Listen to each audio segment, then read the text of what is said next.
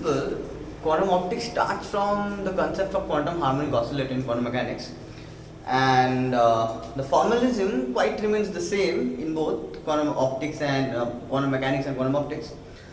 But then most of the operators of quantum mechanics, they are not directly used in quantum optics, but then two operators which are used extensively in quantum optics are your creation and annihilation operator, also your X and P, and also any quadrature operators in general. So quadrature, which refers to a square, and quadrature operators. Now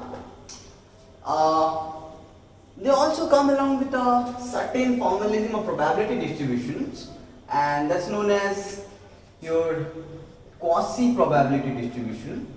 Quasi probability distribution, which again comes up with some particular functions, for example Wigner functions, then characteristic function, which are quite advanced indeed,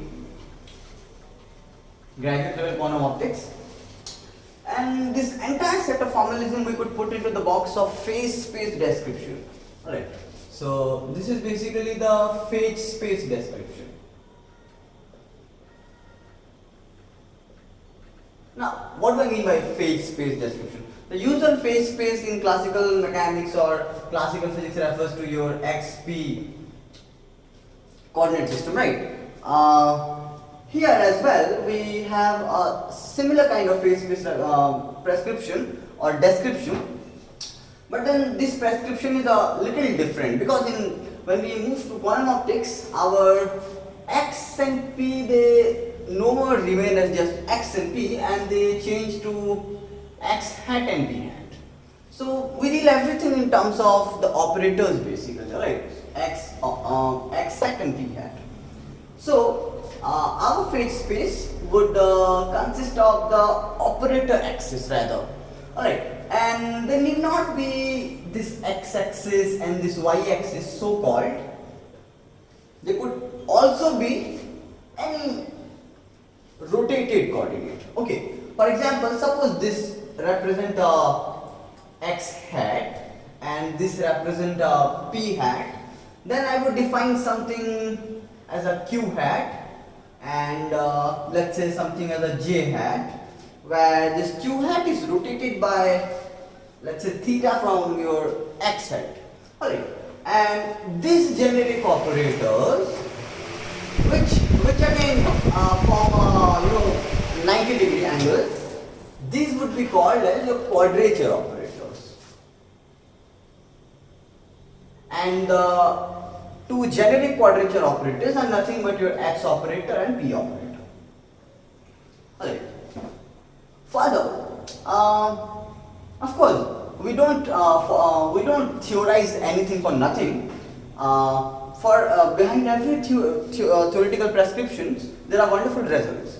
So behind this prescription of this phase space description and your quadrature operators, we simplified many complex things which would have been rather very difficult without the help of them. Now, what is so special about these quadrature operators? These quadrature operators basically, they can be represented as a function of your X and P, or as a functions of A and A diagonal. Alright, so any quadrature operator, okay, let me write it this way. Any quadrature operator, I could write it as a linear combination of X operator and P operator. Alright. And I can replace this X and P later in terms of A and A dagger, and I can write it in terms of something like A dagger e power I theta plus A e power minus I theta by root 2. So using this formalism, we could basically cook up any quadrature operator, any generic operator that would be very handy for us.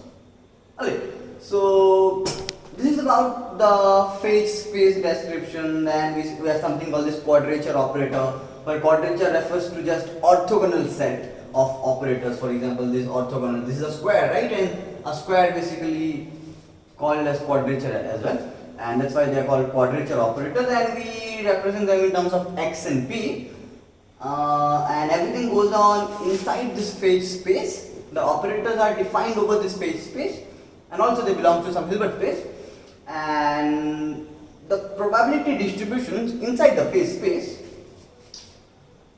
are given in terms of this Wigner function and characteristic function that we would be discussing in a subsequent time. But then let me just recall you that in any phase space, any point, okay, this point basically describes the probability of finding a particle in a particular x and a particular p. This is what we indeed mean when we say this point has this particular locus. Now, we know when we move from this classical physics to quantum physics, I do not have a definite x or p. You know, because we are always bound by this uncertainty relation, which is always greater than or equal to h squared by 2. So, in general, I cannot have a point description in the quantum mechanical phase space. So all I can do is I can take an uncertainty in this x of delta x, and I can take an uncertainty in this p of delta p, and I could define a minimum volume basically. Alright, in which I can say the particle exists basically. Because in classical physics we have the definite point, and in our quantum phase space we do not have the definite point. We rather have a volume, or we rather have a square which is governed by this Heisenberg's uncertainty principle basically.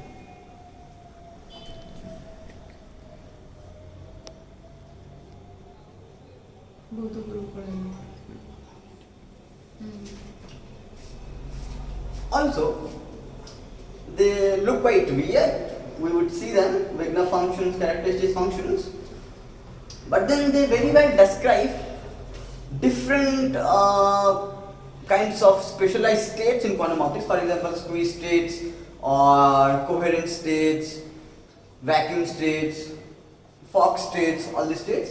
So, okay, let's go and see the relations between these x, a's, p's, and how these Wigner functions, characteristics functions look.